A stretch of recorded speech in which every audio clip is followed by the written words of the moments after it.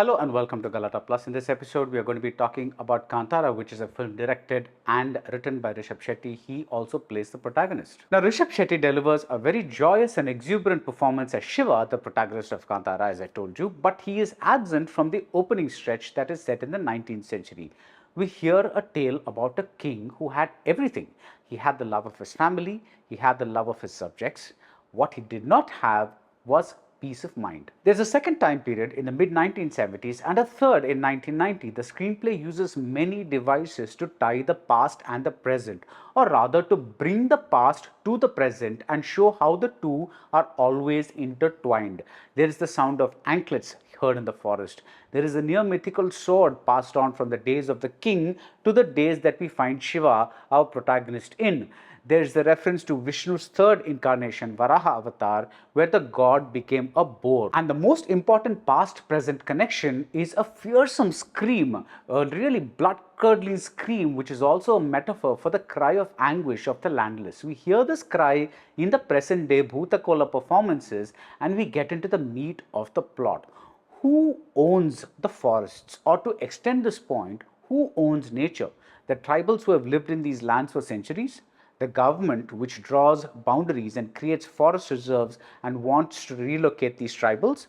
Or is the ownership of the local landlords who still think that their ancestors gave away these lands and so these lands are in a sense still theirs? Attached to the supertext is a subtext of whether we can really reject or escape our identity, our destiny. This question is posed through Shiva, who hails from a family of Bhutakola performers but refuses to have anything to do with the folk art form. It has something to do with his nightmares, which he must learn to face. Meanwhile, Shiva is content getting a mass entry as a Kambala champion, a man who wins buffalo races. Kantara follows the classic template of the chosen one, a man who appears ordinary but is destined for greatness. At first, Shiva is as ordinary can be. He drinks, he hunts, he pinches a girl's hip and peeps in when she's bathing. He's called a fighter cock and he's constantly cursed by his mother. And like every self-respecting masala movie hero, he locks horns with the antagonist, the man who will not allow him to do the things that he likes to do. This man is the forest officer Murali, very nicely played with gruff authority by Kishore. He represents the system, the government, and at least in one respect, he is the opposite of Shiva. This man does things by the rule book. The third vertex in this male triangle movie is the landlord played by Achyuth Kumar. He is always dressed in white and his heart appears to be equally spotless, equally pure. But note his name, Devendra.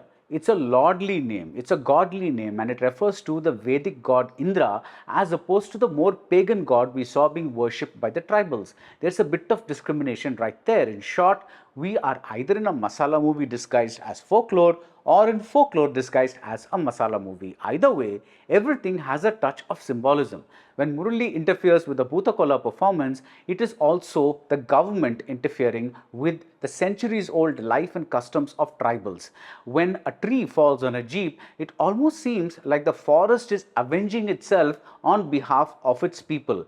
And when the king's sword returns in the story, we recall a promise being made and what would happen if the promise is broken. All of this is richly shot by Arvind S. Kashyap and elevated by Ajanish Lokanath's score, which is simultaneously as big as rock music and as subtle as the gently rippling notes at the film's opening. And some of the action choreography is absolutely superb. There are issues in the writing. The portions of Leela, played by Saptami Gowda, she's the heroine, the portions of Leela falling for Shiva should have been better.